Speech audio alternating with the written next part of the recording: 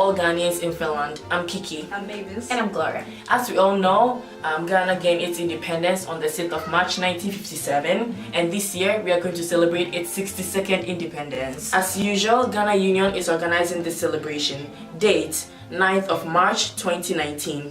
Venue Lillehamton Tie 1 Esport. Time from 4 p.m. to midnight. This year is gonna be so special since we have our guest of honor, Her Excellency Amele Olenu Ewua Asamoah, Ghana's ambassador to Denmark.